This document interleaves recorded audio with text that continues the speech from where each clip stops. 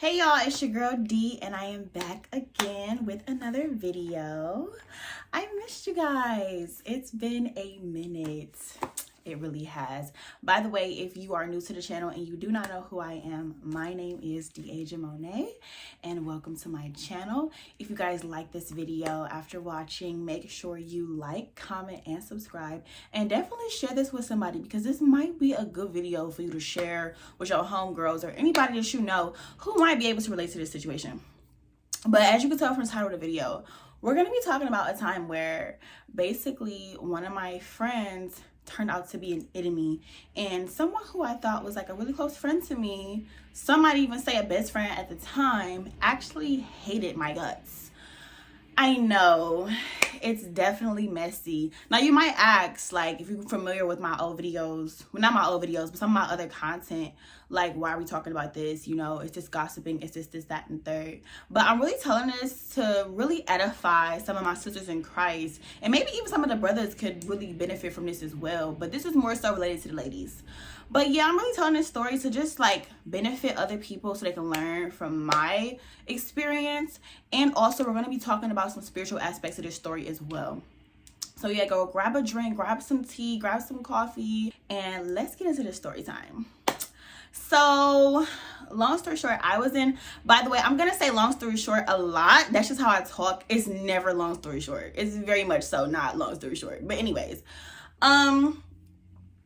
so I was in college at this time, and at this time I was a junior. And me and this girl, we met because we were in the same program. So the program was very much so predominantly white. So when I met this girl, I was like, okay, you know, I kind of want to like take her under my wing, kind of be there for her. And I was like, yeah, like, you know, she's the only black female in her class. I'm the only black female in my class. So if she needs anything, you know, I'll be there for her. This, that, and the third. You feel me?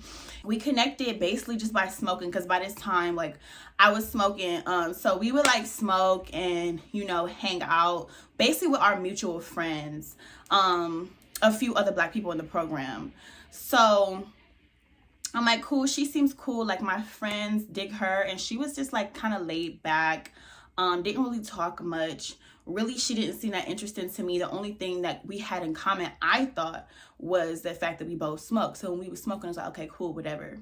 So when she met me, she was very much so enamored with like my music taste, because at the time, you know, I was in the world, so I was listening to some music, you know, I was listening to some music. And it wasn't even like rap. I had like a lot of like R&B, neo soul type vibes going on, which I still love some of that stuff to this day. But of course, we a little bit more careful now, because, you know, that stuff be planting seeds, but that's a whole other video.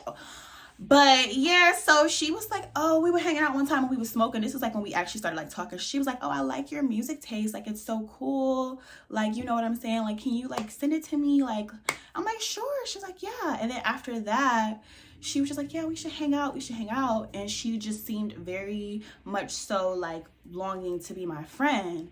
And I was like, okay, cool. You know, she's probably seeing something in me that relates to herself. So definitely willing to hang out with her and get to know her and stuff like that. Just be there for her, like I said before. And when we got to hang out, she would basically like, she had one friend that she hung out with who was, you know, a different race than us. At the time, I was dancing on the low. Nobody knew that I was dancing at my school. And I was like, you know, promoting parties and stuff like that. And I would just also know about parties that was going on in the black community on campus, more so than her, because she didn't have any black friends, for real, black female friends besides me. And the two black male friends she had on our campus, they weren't really that involved with black stuff that was going on campus to that extent. How I was, because I was on BSA and some other stuff. So, you know, I was like telling her like, oh, this is the party, you should come, you can meet some people. And she's like, okay, for sure. And she was more so introverted, but she was like, yeah, I definitely want to be around different people. So she told me like, yeah, I don't really know how to do my hair. So like, we was going out, like I did her hair for her, you know, like slicked it up, did a ponytail, did it for her, let her wear my heels, like taught her how to walk in heels and everything like that. And like, I never really was like dogging her or nothing like that. And none of my friends, here's a sign, like I had one close friend at that time who was a real one. The other people around me, they wasn't really real. The other female around me, she wasn't real either. That's a whole other video. But I had one female around me, and let's just call the girl in the story time Ashley. That's not her real name. The fake girl, Ashley. And I'm not gonna say fake girl, the girl that was struggling with some insecurities at the time, because we're gonna get into basically what I realized later on after I got saved or whatever. So let's call my real friend at the time Melissa, the one who was like this. We was locked in. So Melissa, she always could spot out when somebody was off. Like, she definitely had to get the discernment. And, you know, the Lord is still working on her. I pray she gets saved. We're not that close anymore. Like, we still cool, but we're not close. She had the gift of discernment. Like, she could get around somebody and just sniff out, like, nah, something's not right about her. And I brought her around, and she was just like, yeah, like, she's just like looking around, watching everyone. She's not even talking. Like, she's just, you know, here, and it's just giving weird energy. Like, there was just certain stuff, and I was just like, oh no, she's quiet. Like, oh no, she's just, you know, like, shy. But like, she wasn't like that with me. So that was kind of, you know, I'm like, maybe she's just not like that with other people. And I didn't see her do that with other people either. So it was kind of weird. But at this time, I had just gone through a breakup, and I was really trying to fill voids with friendships and partying and smoking, and not the Lord. So I had my guard down. The Bible tells us to guard our heart, because that is where the issues of life flow from. It tells you guard your heart because out of it flows the issues of life. You know, I wasn't guarding my heart. I have voids, which Tiffany Buckner, who I love, I don't know if y'all know her, she's like my internet auntie, my auntie in Christ for sure. If she ever see this, shout out to her. Love her so much. She talked about how when a void is basically a dark area in your life that needs to be filled with God, but you're not filling with God. So it's just a dark area. And when you have voids in your life, the enemy will come and he will try to send things to put in it for you to basically worship more than God. And at this time, I was dealing with idolatry of relationships and popularity. And so at this time, this girl wanting to kind of like be up under my wing and be my friend, it kind of made me feel like, okay, you know what I'm saying? Like, I have people around me who dig with me, who dig me, who like me, this, that, and the third. Because at the time I had went through a breakup, and I was also working at the club, and nobody knew to pay my tuition except for my friend Melissa. She definitely knew, and a few close people to me, like family, but nobody on campus knew. And of course my ex knew. And with him, you know, what the way we broke up and the fact that he knew that I was working there because he was okay with it, I kind of definitely felt like I needed, ignore that. I felt like I subconsciously was looking for people to fill that void and validate me. And that's what happens when you go to, when you're looking for the world to validate you and not God to validate you in your identity in Christ. You fall for dumb things. Play stupid games, win stupid prizes. And that's very much so what happened. But anyways, so Melissa was like, I don't know about her. I just don't know about her. I ran out of storage, so stop recording. But what was I talking about? Yeah, Melissa just had a feeling about her. And when she would come around, like, she would just be like,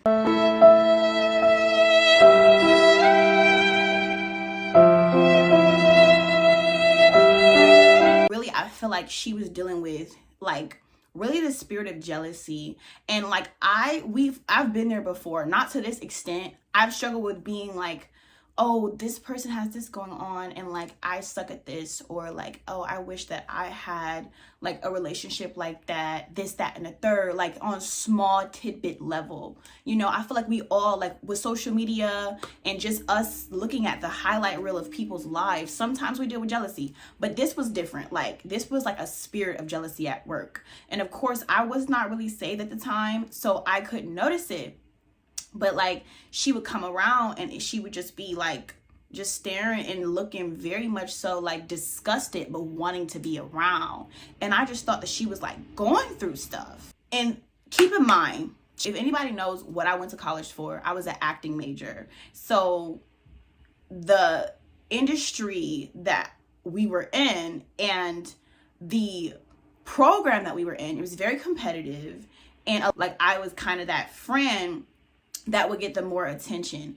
And at this point, again, I did have the Jezebel spirit on me. And so I was definitely moving in seduction, and I was moving in stuff like that. And so I felt like, you know, at that time, I can't speak for her, you know, but what I can discern is that, like, she kind of wanted to be around people who had that energy to draw people in, because that's kind of what she coveted and wanted for herself. Because my other friend, Melissa, she was, you know, she was kind of where I was at in terms of, you know, we was always getting attention, basically. So, you know, Melissa noticed that, and I was just like, okay, like, I'm gonna just try to be her friend anyways. And again, like, here were some red flags. Like, she would go in my room, because we lived right next door to each other. Like, she would go in my room. I'm like, oh, I can't find my nail polish or whatever. And I remember her saying, like, oh yeah, I went in there and I borrowed it. Didn't tell me. She knew I left my dorm room unlocked. And because I would smoke a lot at this time, and I would lose my key all the time. Like, I would lose my key all the time. So that was a red flag. Like, you're going in my room without telling me, and you're touching stuff, which was weird to me. And at this point, I had like money that I was making from the club in shoe boxes under my bed. So I counted it. Nothing ever came up missing. But that was the first red flag. Her going in my room and not necessarily telling me. And it just made me feel like, okay, like, that's kind of weird, because we weren't that close. Like, we were just starting to get to know each other. Like, that early on, like, red flag. And then, like, she was like, she just opened up to me. Keep in mind, nobody knew that I was working at the club, or so I thought. But maybe she figured it out or something like that by going in my room. I still don't know to this day. All we can do is infer, honey. But yeah, she ended up coming to me like, yeah, you know, I'm struggling paying my tuition, this, that, and the third. Like, you know, I don't know what to do. And I just kind of felt bad for her. And I was like, okay, well, I'm going to open up to you, and I'm going to just tell you something. Like, you know, it stays between us. I'm working at the club, and it's a gentleman's club. You don't have to get naked, blah, blah, blah. This is how much money I'm making. If you want to come to work with me, you can come to work with me, you know, like this week or something like that.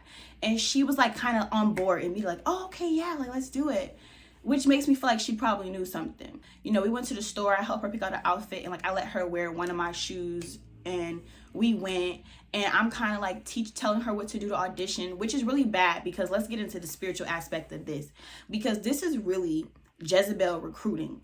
At the time, I did have good intentions, so I thought, but I had a spirit of seduction and promiscuity on me when it comes to me being influenced by the Jezebel spirit. So me seeing that kind of like low self-esteem in her, my perverted way of thinking was like, I could teach her how to be a baddie. I could teach her how to get money. I could teach her how to do this so she could be confident in herself and level up. But really, true confidence comes from being a Proverbs 31 woman. True confidence comes in trusting in the Lord and not leaning on your own understanding and walking in the mighty ways of the Lord when it comes to being a woman. And at this point, I was so lost that I influenced this poor girl who was going through stuff. Which, Lord, forgive me for that. And if she ever sees this video, you know, I apologize for that. Please forgive me. And again, this video is not to bash you. I'm just telling a story and talking about some things that I feel like needs to be talked about, because I feel like this can help somebody. But yeah. So I took her to the club, and like, again, she didn't really like know how to do anything. And so like, before we went, this is so bad. I even had like a moment in her room where I like trained her how to walk, showed her how to dance and stuff like that. And, you know, like, she was actually like, okay, you know, let's go. So we went, and I introduced her to like this guy who used to come all the time and get dances from people and spend a lot of money. So I introduced her to him, and this person, like, he liked two pieces, because some girls wear one pieces, like, you know, like literally. And this is why I don't even wear bikini suits unless I have something covering me up, because when I worked at the club here in Ohio, you can't get naked. Most like the places where people do get naked, those is illegal in Ohio, and I never worked at those spots. But you have to wear like, you know, a two piece or a one piece. She had a one piece, and this particular guy, he likes two pieces. So I was like, oh, go put this on. I'm going to introduce you to this guy, and you're going to make like $200 in one dance with him. Like, he be spending money. And so you know, I introduced her to that guy. And at the time, like, when you're dancing, you don't give your clientele away to people. Like, you really don't do that. At the time, I was making a lot of money there, so I didn't really care, but I was just trying to help her out. So literally introduced her to him. He made money. After she started like making money and stuff, this is where she changed. And I feel like she kind of snuffed me out a little bit so she can get, at this time, that spirit of jealousy and envy in her was kind of attracted to me, because there was something in me that spirit in her was attracted to that spirit in me that she wanted and coveted. And so after she started making some money, this is when she began to act weird. Now, in no way, shape, or form am I glorifying this lifestyle that I was living and glorifying seduction or anything like that. But this can also help you guys, because even if it's not this situation, there are certain females or people who would try to be your friend because they want something that you have, whether it's something positive that you have or something negative that's kind of toxic that you have. So just be wary and guarding your heart and testing the spirit. Of course, at this time, I was in the world. I did not test the spirit. I had my friend who's very discerning tell me, like, yo, I don't feel right about this girl. And you'll see why later on she was right. But just keep in mind that even though this is kind of like an extreme level, very worldly story, this can still apply to multiple different things, okay, that you might have going on in your life. So remember to test the spirit and guard your heart, and do not go running to friendships and people to validate you if you have some voids. But I digress. So, you know, this is when I started to see her kind of like try to bully other people around us. And it should have been a red flag for me, but I was just kind of like, you know, that's not necessarily my business, and she's not going to turn on me because I'm teaching her how to get this money. I'm doing this, I'm doing that, right? That's how the devil be trying to get you to think. But so there was this one friend, let's just call this friend, I don't know, Alice. So Alice and what was her name? Ashley, the girl in the story, they were kind of close, like before me and her became friends. And when she started like hanging out with me and making money, stuff like that, and we were going to parties and we were doing this, and there was a bunch of other instances, but I'm not going to get into it. Alice did one thing that she didn't like, and she was talking to me about it. And she was like, yeah, she did this and she did that. And it wasn't even that big of a deal. In my opinion, she was kind of trying to be controlling, because at this point, I realized that this girl, as well as myself, had codependency issues. So when me and this girl became friends, we would smoke together every day. Because we lived right next door to each other, we would wake up and smoke together. Like, we would smoke together multiple times a day, hang out every night. We both were in a broken state and just getting high every day to numb our feelings, and working at the club at this point. And so we had a codependent relationship. And that is another thing that voids cause you to do. It causes you to develop codependent relationships with romantic partners and friendships, to where you guys are just everyday trauma bonding, codependent on each other because you don't want to be alone. That's kind of what me and her started to do. And her and Alice also were doing this. Like, they would hang out every day and get high. And in college, codependent, toxic friendships are kind of normalized, but that's a whole other video. So one day we were in the car and we were about to go smoke, and Alice walks up to the car because we all lived in the same building. And she's like, oh, hey, talking to Ashley. And Ashley just like looked forward while Alice was like in the window of the car, and she was just like ignoring her. Mind you, they were best friends. And then she started talking to me, and she was like, yeah, can you roll it up? We're about to go. And just was like, and ignoring her. And Alice just looked so hurt, and she was just like, okay, whatever. And she just walked away. And she was just, I saw her kind of bully this girl who you told me, who I saw was your best friend. And as soon as she does something you don't like, you just turn on her. That was another red flag. And then she was talking about the girl to me. So red flag number 2, be conscious of, you know, when people are around you and they start talking about their close friends to you. Red flag. So fast forward, some time goes by and I'm hanging around one of our 2 male friends that I told you that we had mutual friends of. Let's just call this guy Julio. Let's just call him Julio. So Julio was really cool, you know what I'm saying? Me and him was friends, and he was friends with Ashley. And Julio had no idea that I was working at the club or anything at this time. So I'm talking to him, and he mentions Ashley. And I'm like, oh yeah, that's my girl. We've been getting closer, like, you know what I'm saying? Like, oh yeah, I was just with her. You know, that's my girl. That's sis. And he just starts dying laughing. I'm talking about, he like, wait, hold on, what? That's your sis? Like, he's dying laughing. And I'm like, what's so funny? Like, I just said it was my sis. Like, don't try to play her. I'm thinking they trying to play her. I'm like, don't try to play my friend like that. He's like, yeah, I don't know how to break it to you, because he's a very honest guy. He's like, yeah, she literally hates you. And I was like, what? And he's like, yeah, dude, she was just over here like the other day, like talking about you, like saying that you're obsessed with her, that you're like thirsty to be her friend, that you always want to hang around her, be around her. Yeah, like she was low-key dogging you. Like, I had to tell her to chill out. And I was like,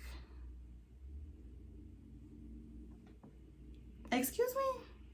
Mind you, this is the girl who was asking me to hang out. Of course, now I forgive her and I understand that she was dealing with some things like the spirit of jealousy and envy. And I definitely believe that the Jezebel spirit in her was attracted to the Jezebel spirit in me.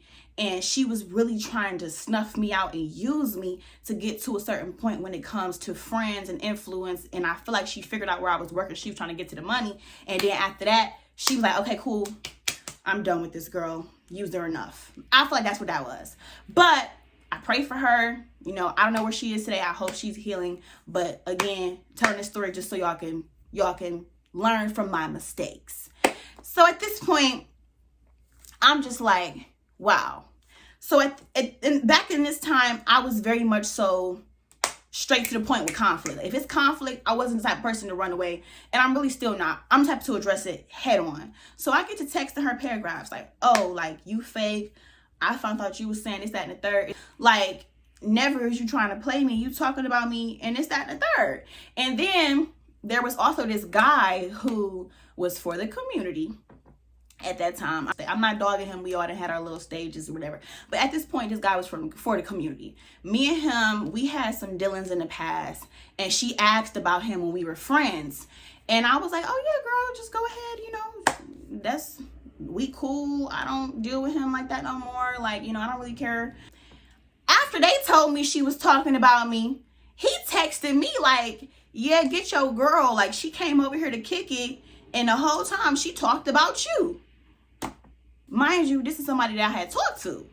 And I could care less. I really could care less. But apparently, when I told her to talk to him, and I was even like telling her about, you know, his personality and stuff, I'm like, yeah, he's this, he's that, like, you know, boom, boom, boom. She goes over there to kick it with him. And apparently the whole time she's talking about me. The whole time, dogging me. And I'm thinking this girl my friend. And I found this out after I heard it from the other people who told me she was talking about me. So I'm like, wow. Keep in mind, they're all guys. Another red flag. When you get a female friend, and when they get around dudes and they start acting different, baby, you know something. You know something. That's all I gotta say. That's all I gotta say. I was like, wow. Like, what is going on? And I was actually hurt. And when I'm hurt like this, when I get betrayed like this, back at this time, I had a spirit of anger on me. I want to fight. I want to fight because what's going on? So I sent her some paragraphs, not proud of that mentality. You know what I'm saying? We're going to leave that alone. We're going to leave that alone. I have been renewed and restored in Jesus' name. But at that point, yeah. But I ended up seeing her. And basically when I confronted her and I was like, So you've been talking about me this whole time and you're supposed to be my friend? She was kind of just like, oh, okay, get over it. Like, and what? What about it? Like, what if I have been talking about you. Like, it doesn't matter. Like, get the F over it. She's never been in a fight in her life. And I was really like not trying to fight her because of that reason. Because when I was in the world, I'm not trying to fight you if you've never even been in a fight. I'm not trying to do that. But with her, I was like, oh. So she kept walking around. I was like, cross that line and I'm going to knock your teeth out. Like, it is what it is. That's not cute. I'm just adding some drama. But I'm like, long story short, she ended up freezing up and was just like, okay, it doesn't matter. Like, leave me alone. And a whole bunch of stuff ended up happening after that. When in terms of like the friends who knew she was talking about me, they was like, yeah, so what you gonna do? Like, they was being messy and, you know, it was a whole little thing. And then like when she would work at the club, like we would just go at different times. She would just go at different times, and we still lived by each other that whole year.